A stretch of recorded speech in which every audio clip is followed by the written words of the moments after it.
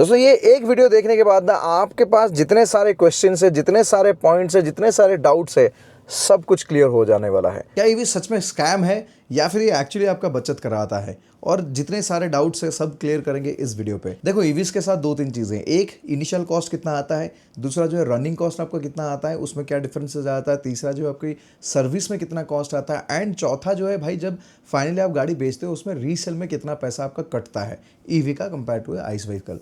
अब दोस्तों देखो, सबसे पहले मैं शुरू करूंगा कि आपको एक रेफरेंस देना चाहूँगा कि अगर पैसे की बचत के हिसाब से पर मंथ एवरेज कॉस्ट के हिसाब से देखेंगे हम कितना सेव कर सकते हैं। सिंपल सी कैलकुलेशन है। जैसे मेरे पास अभी XUV9 ही है और मैं इसको कंपेयर करूंगा अपने स्कॉर्पियो एन के साथ, क्योंकि देखो हमें हमेशा ना अगर कभी कंपैरिजन करना है ईवी को एक आइस व्हीकल के साथ, तो लगभग जो है आप ना कॉस्टिंग के हिसाब से ऑलमोस्ट सिमिलर कॉस्ट अगर पकड़ोगे तभी आपको जो है समझ में आएगा।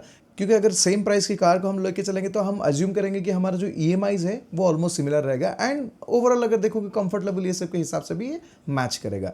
सो अगर मैं अपने स्कॉर्पियो एन के हिसाब से इसको कंपेयर करूं तो मेरा जो मंथली एवरेज जो है करीब 1500 से 2000, एक्चुअली 1500 तो नहीं 2000 के एवरेज है, क्योंकि 2 से 2.5 साल के अंदर हमने जो है करीब 50,000 किलोमीटर चला लिया था, तो 2000 की एवरेज लेंगे। सो ये 2000 किलोमीटर के लिए मेरा मंथली एवरेज जो डीजल का खर्चा आता था वो कहीं ना कहीं 16 से 18,000 रुपये आता था, because most of the time हम लोग जो है सिटी में ड्राइव करते थे और वहाँ पे जो डीजल इंजन की जो डीजल और पेट्रोल उसमें माइलेज थोड़ा कम आता है। तो उस हिसाब से आप सोचो कि 17 से 18,000 जो है हमारा पर मंथ डीजल का रनिंग कॉस्ट होता था। अब सेम चीज़ जब मैं कंपेयर करता हूँ अपनी ईवी के साथ, बिकॉज ये जो जितना रनिंग से most of them is taken care कि मेरा घर पे जो है चार्जर मतलब लगा हुआ है तो वहाँ पे कनेक्ट हो जाता है पावर पॉइंट पे, तो उसके हिसाब से अगर देखता हूँ तो 2 से 2,500 मेरा कॉस्ट होता है। तो यहाँ पे एक बहुत बड़ा आपको जो है डिफरेंस देखने को मिल जाएगा एवरी मंथ रनिंग कॉस्ट के हिसाब से, क्योंकि अगर मैं ईवी के हिसाब से देखूँ तो शायद पूरा साल भर में मेरा जो इलेक्ट्रिक बिल आने वाला है वो करीब करीब मे भी 25-26,000 या 27,000 के अंदर आएगा, जो कि अगर डीजल के हिसाब से हम लोग देखेंगे तो वहाँ पे एक बहुत बड़ा कॉस्ट हो जाता है, ऑलमोस्ट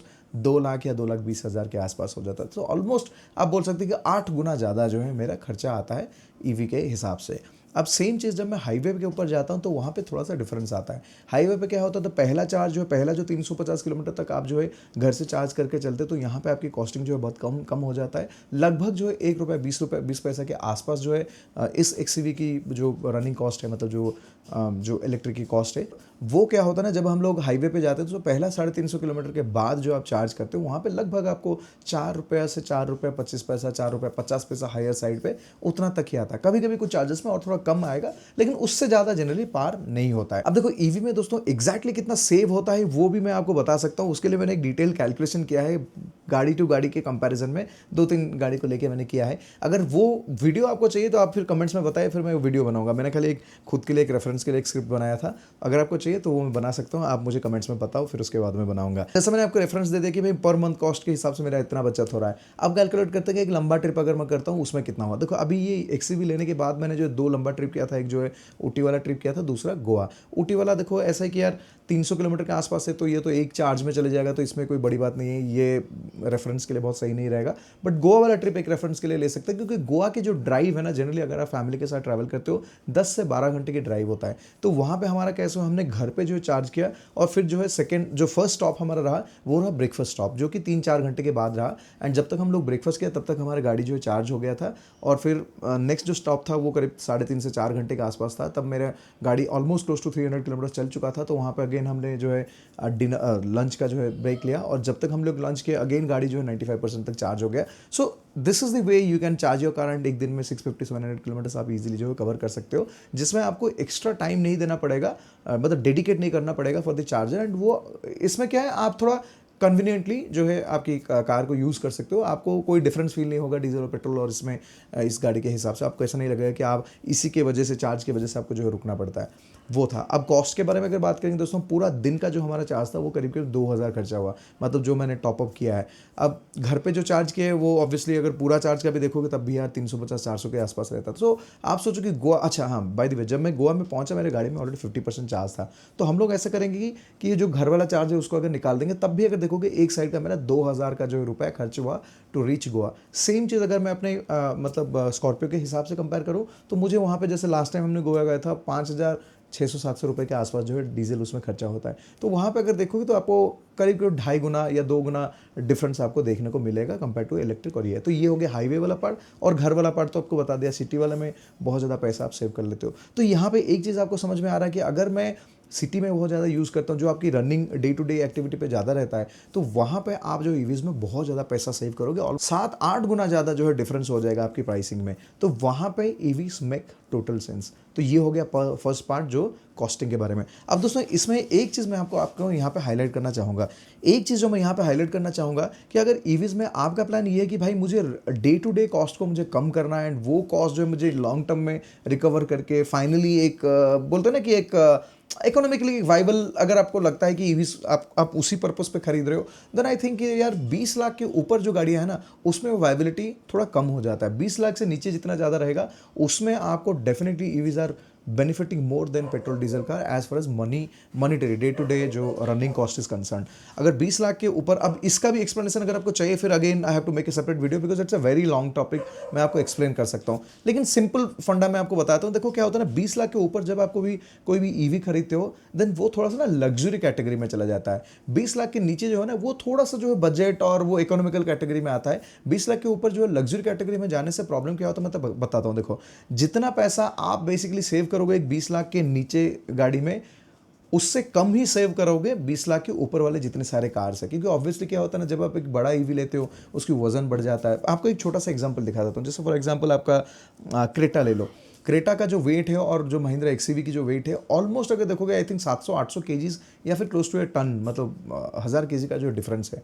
और पावर में भी देखोगे वहाँ पे ज़्यादा पावर आपको एक्सयूवी में मिल रहा है। तो ओवरऑल क्या होता है, इसके वजह से क्या होता है ना, क्रेटा एक 50 किलोवाट की बैटरी 52 के आसपास है, जब 50 ही ले लो तो 50 किलोवाट आवर की बैटरी पे जितना किलोमीटर जाता है एक एक्सयूवी 9 ही अगर आप जो बेसिक वाला मतलब लोअर वेरिएंट का बैटरी पैक पे जाओगे जो कि 60 किलोवाट के आसपास 59-60 के आसपास है, वो सेम ऑलमोस्ट किलोमीटर्स जो है ट्रैवल करेगा या फिर एक से भी थोड़ा सा उससे कम कर सकता है travel because of the weight and the power.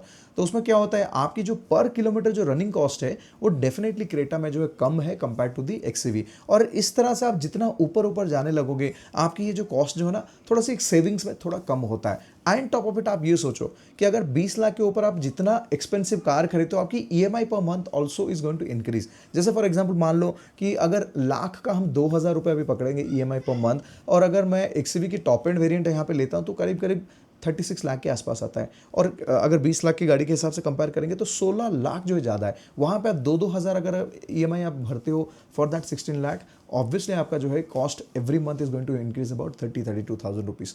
तो ये जो कॉस्ट है यहाँ पे क्या होता है आपको वो इकोनॉमिकली और वाइबल नहीं होता है। आप फिर ये नहीं सोच सकते कि मैं ईवी मैंने खरीदा कि पैसा बचाने के लिए, नहीं, वो बचाने वाला फैक्टर वहाँ पे काम नहीं करता है because you are moving to a luxury car. So वहाँ पे क्या होगा, वो जो cost it is going to adjust as a luxury experience. आपकी जो ओवरऑल गाड़ी की एक्सपीरियंस है वो बेहतर मिलता है, तो आपको वो अमाउंट वहाँ पे एडजस्ट करना पड़ेगा। And you can never say that कि मैं अभी पैसा बचा रहा हूँ ईवी लेके। सो ये एक आई डोंट नो कि आपको सही से समझ में आ रहा है कि नहीं आ रहा। अगर नहीं आ रहा है तो कमेंट्स में मुझे पूछोगे तो मैं और डिटेल में शायद एक्सप्लेन कर दूंगा। But this is what I understand कि 20 लाख से नीचे अगर आप गाड़ी लेते हो ईवी में, ये 100% पैसा बचत ही है और इसमें कोई दो राय नहीं है।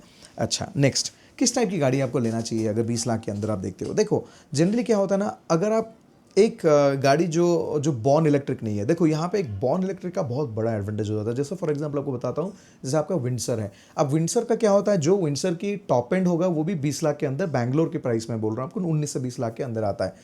ट्रस्ट मी, जो 20 लाख में जो विंडसर जो गाड़ी है आई थिंक वो करीब करीब 25 लाख मतलब ऊपर के रेंज तक वो गाड़ियों के साथ टक्कर दे सकता है as far as the convenience and experience and luxury factor is concern, क्योंकि इट्स अ बॉर्न इलेक्ट्रिक। वहाँ पे अगर सेम जगह पे हम लोग 20 लाख के नीचे और कोई भी आइस की गाड़ी पकड़ेंगे तो उसमें उस लेवल का एक्सपीरियंस आने के लिए आपको मिनिमम 25 लाख के आसपास जो है खर्चा करना पड़ेगा। So that's what I exactly wanted to mean.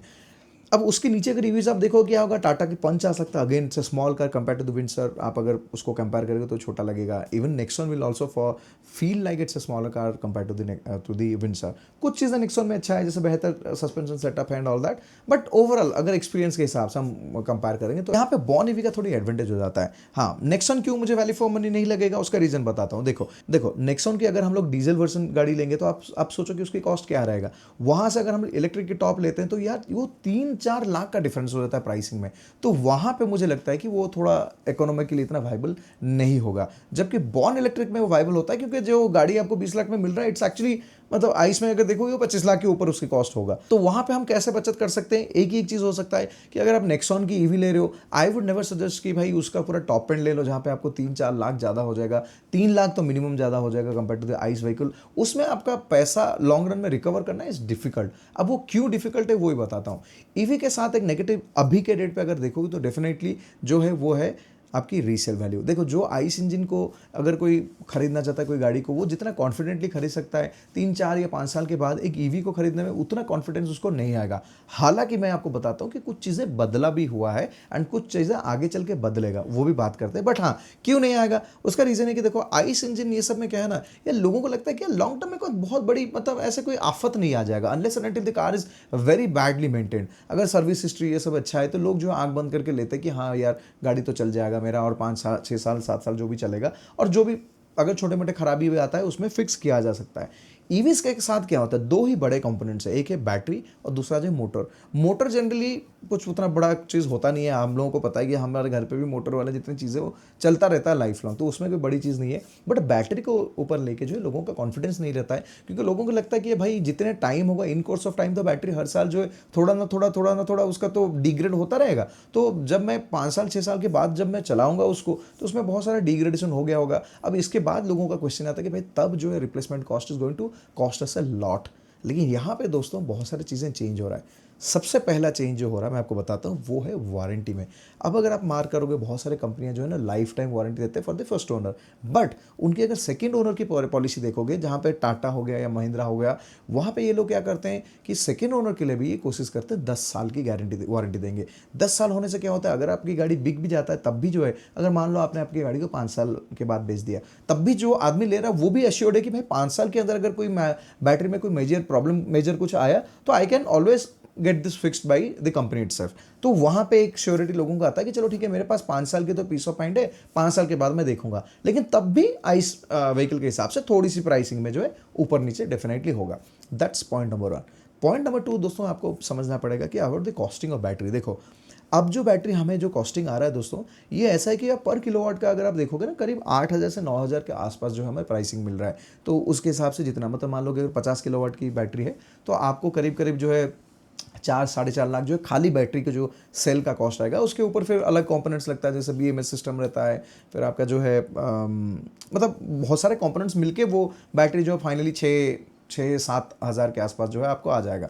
9,000 के आसपास हम पकड़ते हैं कि बैटरी का जो है पर किलोवाट आवर का ये आ रहा है। यही चीज़ दोस्तों अगर देखोगे ना कुछ सालों पहले, अगर जैसे 4-5 साल पहले देखोगे, ये ऑलमोस्ट उसकी 8 गुना या 9 गुना ज़्यादा कॉस्ट में आता था। तो आप ये सोचो कि 5-6 साल के अंदर जो कॉस्ट की डिफरेंस ना 8 गुना कॉस्ट का डिफरेंस हो गया। मतलब आप सोचो कि तब जो है आपको 90,000 80,000 1 लाख के आसपास जो 1 किलोवाट आवर का जो है बैटरी पैक का कॉस्ट आता था। इसके हिसाब से अगर आप देखोगे तो कॉस्ट में इतना सारा डिफरेंस जो है 5-6 साल के अंदर आ गया। इसका मतलब क्या है, आने वाले 4-5 साल में दोस्तों और जो टेक्नोलॉजी इंप्रूव होगा और जो चीज़ें बेहतर होगा और जो है कॉस्टिंग जो है कम होता जाएगा। सो दिन ब दिन जो है ना चीज़ें जो है धीरे धीरे सस्ती होती रहेगी। अगर नहीं होता ना दोस्तों, आप जस्ट इमेजिन करो कि 5 साल पहले जो है ना इलेक्ट्रिक व्हीकल की कॉस्ट जो है बहुत एक्सपेंसिव होता था, उस हिसाब से देखोगे धीरे धीरे ग्रेजुअली जो है प्राइस कम हो रहा है। अब तो दोस्तों एक ऐसा होगा कि कुछ गाड़ियों में जो है उनकी आइस और जो इलेक्ट्रिक की कार मतलब जो प्राइस डिफरेंस देखोगे बहुत मिनिमल हो गया। जैसा फॉर एग्जांपल आप देख लो अभी क्रेटा का ईवी का ना अगर आप टॉप टू टॉप स्पेक अगर देखोगे तो बैंगलोर का अगर मैं कॉस्ट देखूंगा ऑलमोस्ट 1.5 लाख या 2 लाख के आसपास ही हो रहा है। इतना बड़ा 25 लाख का जो टॉप एंड उस गाड़ी का आता है। एंड आई थिंक कुछ मॉडल्स तो क्रेटा में ये भी है जो पेट्रोल में इनलाइन या कुछ तो है ऑटोमेटिक के साथ। I think it cost almost similar to the EV. तो आप ये सोचो कि अभी कॉस्टिंग कितना पास आ गया। पहले अगर देखते हो तो यार वो 3-4 लाख 5 लाख का टियागो का देखोगे आई थिंक 3-4 लाख का डिफरेंस है अभी भी। तो ये चीज़ें जो है ना धीरे धीरे जो है ना विथ टाइम इसकी कॉस्टिंग जो है कम होता जा रहा है। इसका मतलब क्या है कि आगे चल के अच्छा और एक चीज़ है, लोगों में हमेशा ये रहता है कि भाई दिमाग में कि अगर बैटरी खराब हो तो हमें पूरा का पूरा बैटरी को रिप्लेस करना पड़ेगा। अब वहाँ पे भी चीज़ें चेंज हो रहा है। आज के रेट पर आपको पूरा का पूरा बैटरी पैक को चेंज करने की जरूरत नहीं है। Only the cells which is damage those things you have to replace. And अभी ऐसा होगा कि देखो ऑब्वियसली बात ये बैटरीज जो है डेफिनेटली आपकी सर्विस सेंटर पे तो चेंज नहीं होगा, ये रिप्लेस नहीं होगा, रिपेयर कुछ भी नहीं होगा। ये सब जाएगा फैक्ट्री को और वहाँ पे बनेगा जहाँ पे बैटरी फैक्ट्री होगा, क्योंकि इट हैज़ ए प्रोसेस जहाँ पे ये सेल को वेरीफाई करेंगे करके जो है रिप्लेस करना है। It's time taking though, as of now it is time taking, but आगे चल के ये भी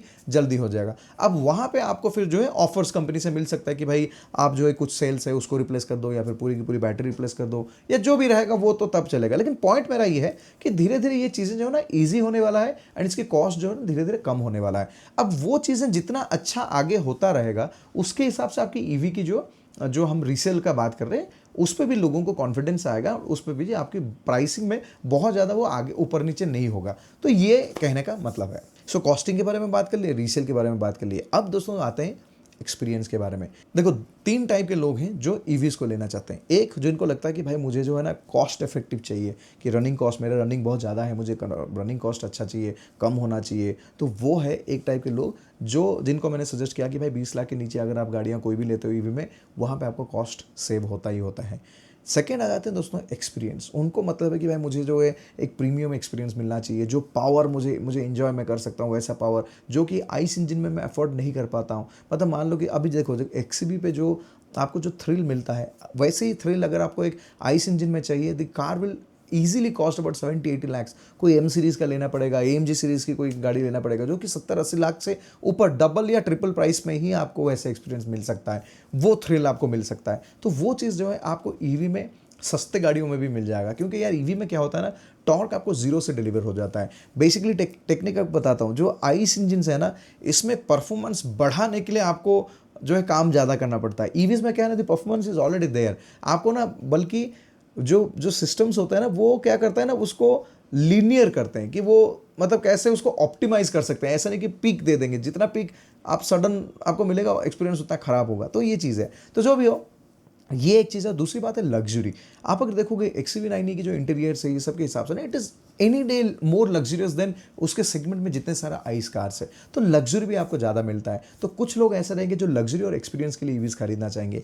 उनके लिए 20 लाख के ऊपर जितने सारे ईवीज आते रहेंगे बेस्ड ऑन देयर अफोर्डेबिलिटी। अगर उनको बहुत सारा पैसा है तो मर्सिडीज ले सकते हैं, BMW ले सकते हैं। मैंने तो किसी को देखा कि भाई G-Wagon उन्होंने इलेक्ट्रिक पे लिया। ऑनेस्टली बताऊँ, मैं अगर उस स्टेटस पे आ गया तो मुझे इलेक्ट्रिक में मैं नहीं जाऊँगा। ऑब्वियसली यार, जब आप एक परफॉर्मेंस कार कोई खरीदते हो तो तब जो है पेट्रोल डीजल पे आपको मज़ा आएगा। हम लोग जो बोलते हैं ना कि नहीं यार डीजल में जो बात है वो पेट्रोल में, जो इलेक्ट्रिक में नहीं है।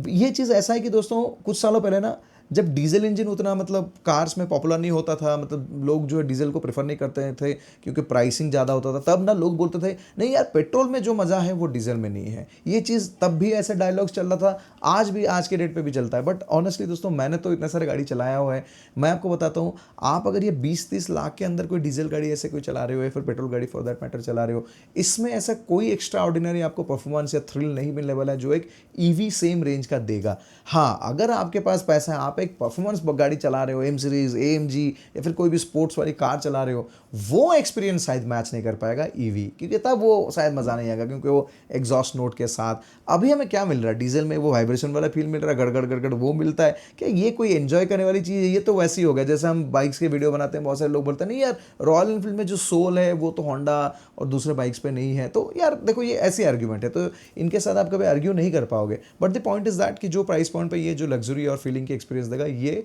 आपको नहीं मिलेगा आइस इंजन पे और that price point. Third type के जो लोग रहते हैं वो रहते हैं बैलेंस्ड, कि उनको लगता है कि यार ठीक है, मतलब थोड़ा सा इकोनॉमिकल है लेकिन कोई ज़्यादा सर पे नहीं चढ़ाना कि यार मुझे पैसे बचाना वो है। और थोड़ा सा जो है लगता है कि यार थोड़ा सा गाड़ी की फील गुड फैक्टर अच्छा है और थोड़ा नया चीज़ है जिसको एक्सपीरियंस करने में भी मज़ा आ रहा है। सो मैं एक्चुअली वही कैटेगरी पे आता हूँ, क्योंकि मुझे हमेशा नई चीज़ों को ट्राई करने में भी अच्छा लगता है। सो मैं वहाँ पे आता हूँ। सो ये 3 टाइप की कस्टमर्स है जो मतलब प्लान कर सकते हैं कि ईवी आपको लेना है। क्योंकि देखो, कोई भी चीज़ आप खरीदते हो डे वन से आपका एक प्लान रहना चाहिए, आपका एक आइडिया रहना चाहिए कि मैं किस लिए ये चीज़ को लेना चाहता हूँ। उसके हिसाब से आप जो है प्लान कर सकते हो। एक तो हो गया आपका डे टू डे जो रनिंग कॉस्ट, एक आ गया आपका जो है अपफ्रंट बाइंग कॉस्ट, और थर्ड जो आता है दोस्तों, वो थर्ड में आ गया आपका जो है रीसेल की कॉस्ट, एंड फोर्थ जो आता है वो मेंटेनेंस।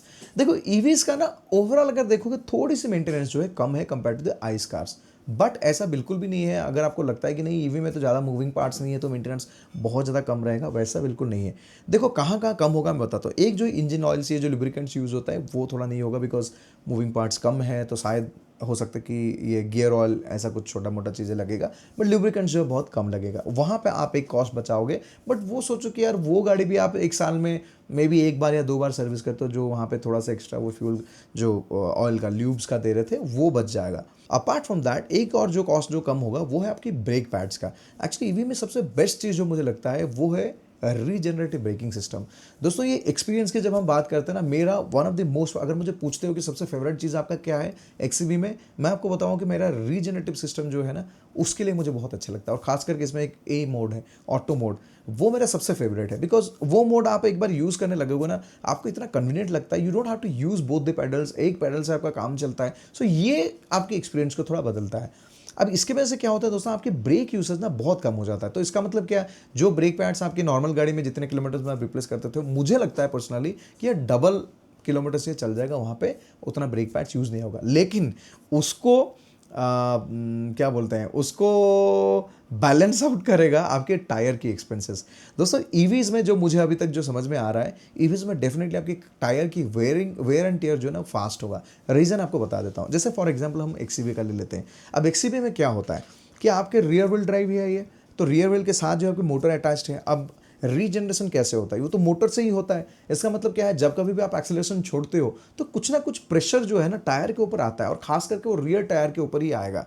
एक सेट ऑफ टायर आपका जो है, खास करके जिसमें आपका मतलब लगा हुआ है जो ये, उसमें थोड़ा प्रेशर जैसे ही आप एक्सीलेटर छोड़ते हो तो बार बार फ्रिक्शन तो बिल्ड होता है डेफिनेटली, उसी की वजह से तो गाड़ी स्लो हो जाता है। तो वहाँ पे थोड़ा टायर्स जो है जल्दी घिसेगा। सेकंड पॉइंट क्या है दोस्तों, पता है ईवीज़ के जो टायर है ना, रेगुलर टायर के हिसाब से मुझे लगता है कि इनकी लाइफ कम होगा। जो looking at the grip pattern, जो ट्रेड पैटर्न्स इसमें है, लग रहा है कि कहीं ना कहीं ये थोड़ा सा जो है लाइफ ये कम देगा।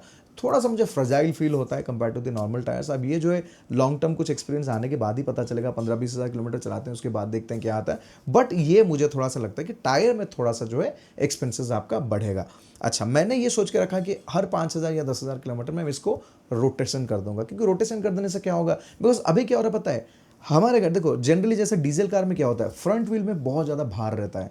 यहाँ पे क्या हो रहा है, सारे के सारे वेट जो है पीछे, सामने बिल्कुल कुछ है ही नहीं, सामने बिल्कुल हल्का है। तो यहाँ पे थोड़ा सा मुझे लग रहा है कि पीछे की टायर जो है ना ज़्यादा घिसेगा। इसलिए मैं प्लान ये कर रहा हूँ कि 5 महीने 5,000 किलोमीटर में ना मैं रोटेशन कर दूंगा बस। वो कर देने से क्या होगा, थोड़ा सा वो फिर इवनली डिवाइड हो जाता है। फिर हर 5-5 हज़ार में अगर करता हूँ तो ऐसा मुझे लग रहा है जैसे स्कॉर्पियो का 40,000 में मुझे टायर रिप्लेस करना पड़ा, मुझे लग रहा है कि ये जो है 30,000 में भी मुझे रिप्लेस करना पड़ेगा। बट ओवरऑल अगर कॉस्ट के हिसाब से देखोगे, आई थिंक ब्रेक और जो इंजन ऑयल आप यूज़ करते हो उसको, इसको अगर मतलब हम लोग फाइनली एवरेज आउट करेंगे तो मुझे लग रहा है मेंटेनेंस में बहुत ज़्यादा कुछ डिफरेंस आने वाला नहीं है। ईवीज़ में आपका टायर ज़्यादा घिसेगा, वहाँ पे ये जो सब्सटीट्यूट हो जाएगा। और अलग चीज़ ये है कि ईवीज़ के जो टायर्स है वो आज के रेट पे थोड़ा एक्सपेंसिव है compare to the normal tyres, क्योंकि कॉमन नहीं हुआ है। आगे चल के हो सकता है बहुत सारे नए मैन्युफैक्चर करेंगे, तब हो सकता है कि टायर्स की प्राइसिंग जो सेम आ जाएगा। But at the same time kilometre से अगर ये कम जाता है देन आई फील कि ये थोड़ा सा इधर उधर ऑड इवन होके ये कहीं ना कहीं बैलेंस हो जाएगा। तो मेंटेनेंस में मुझे नहीं लगता है कि आप बहुत ज़्यादा कुछ सेविंग करने वाले हो दोनों में से। अब दोस्तों जो है लास्ट पॉइंट पे आ जाते हैं, वो है चार्जिंग इंफ्रास्ट्रक्चर। जी हाँ दोस्तों, देखो मैं साउथ इंडिया में रहता हूँ, आई वुड एक्सेप्ट कि साउथ इंडिया में चार्जिंग स्टेशन बहुत ज़्यादा है। एवरी 10-15 किलोमीटर्स के अंदर आपको जो है charging infrastructure generally south India में मिल जाता है। चाहे हम केरला ले लो, आंध्रा ले लो, तमिलनाडु ले लो या फिर कर्नाटका ले लो, हर जगह इंफ्रास्ट्रक्चर अच्छा है। मैं थोड़ा इतना ज़्यादा एक्सपोज नहीं हूँ नॉर्थ की तरफ, ईस्ट की तरफ, वेस्ट की तरफ, बट ईस्ट का मुझे पता है कि बहुत ज़्यादा नहीं है। खास करके आप अगर कोलकाता के बियॉन्ड जाएंगे वहाँ तो फिर मिलेगा ही नहीं, वैसे हो जाएगा। और इवन इस तरफ भी उड़ीसा ये सब बेल्ट पे भी अभी धीरे धीरे इंफ्रास्ट्रक्चर बिल्ड हो रहा है। बट एक चीज़ मैंने देखा है कि ईवीज़ की जो इंफ्रास्ट्रक्चर है ये ना every month you will see some changes. आप कोई भी एक रोड पे जाओगे, दूसरी बार जब उस तरफ आओगे तो वहाँ पे 2-4 और चार्जेस आ गए होंगे। रैपिडली जो है इंफ्रास्ट्रक्चर ग्रो तो हो रहा है। अब यहाँ पे लोगों का बहुत सारा कन्फ्यूजन था कि बोले भाई अगर कहीं चार्जर, मान लो कि चार्जिंग स्टेशन आप ढूंढ के जा रहे हो और वहाँ पे पहुँचने के बाद ऑलरेडी गाड़ी लगा हुआ है तो आपको वेट करना पड़ेगा, वेटिंग टाइम बढ़ जाता है। देखो दोस्तों, कहीं ना कहीं मैं एक्सेप्ट करूँगा कि ये इनकन्वीनियंस तो है, आज के डेट पे तो है, लेकिन आप थोड़ा इसको प्लान आउट कर सकते हो। देखो क्या होता है आजकल ना, हर ऐप पे दिखाता है कि कोई गाड़ी लगा हुआ है, ऑक्यूपाइड है, नहीं ऑक्यूपाइड है। How would I plan my charging breaks? सबसे पहले तो दोस्तों मैं अपने चार्जिंग ब्रेक्स को जो है बहुत ऑर्गेनाइज कर दूंगा। I will never ever do this कि भाई मेरा गाड़ी दिखा रहा है रेंज 400 तो मैं पूरा 350 चला के उसके बाद करूँगा, नहीं, मुझे ये नहीं करना है। सी एवरी 200-250 किलोमीटर या फिर 2.5 से 3 घंटे के बाद मैं एक छोटा सा ब्रेक लेता ही लेता हूँ। मतलब मेरा ये आदत है, मेरा ये ड्राइविंग स्टाइल है एंड सही इसी की वजह से मुझे आज तक कभी ये नेक पेन, बैक पेन जो गाड़ी चलाने के टाइम पे नहीं हो रहा है। मैं अगर कंप्यूटर बैठ के 1-2 घंटा काम करूँगा मुझे बैक पेन, नेक पेन होता है, लेकिन ड्राइव करता हूँ या बाइक चलाता हूँ उसमें नहीं होता है। शायद उसका रीज़न ये है कि मैं हर 2-2.5 घंटे में, 3 घंटे में एक ब्रेक ले लेता हूँ और 10-15 मिनट 20 मिनट का ब्रेक लेता हूँ, सो जाता हूँ, पानी पीता हूँ, कभी कॉफ़ी, मैं इतना ज़्यादा चाय कॉफ़ी तो पीता नहीं, लेकिन कभी कभी इडली वड़ा खा लिया, कुछ कर लिया। ये मेरे साथ है कि मेरा आदत ऐसा है। आई वुड सजेस्ट कि आप अगर ऐसे प्लान कर सकते हो तो फिर क्या होगा, जहाँ भी आप रुकोगे आप बस प्लान करो कि कोई रेस्टोरेंट ये सब होगा जहाँ पे चार्जेस वर्जेस होगा, वहाँ रुको। एक चीज़ मैं आपको एक एक्सपीरियंस से बता सकता हूँ, अभी जितना मैंने इंफ्रास्ट्रक्चर्स देखा दोस्तों, जहाँ पे आपको चार्जर्स, अच्छे वाले चार्जर्स मिलते हैं ना, वहाँ इंफ्रास्ट्रक्चर भी अच्छा होता है। You always get a good restaurant या फिर कुछ ना कुछ फूड जो जॉइंट्स, फूड आउटपुट मतलब आउटलेट्स, कुछ ना कुछ होता है। तो ये आप एक थोड़ा सा देख के चलो।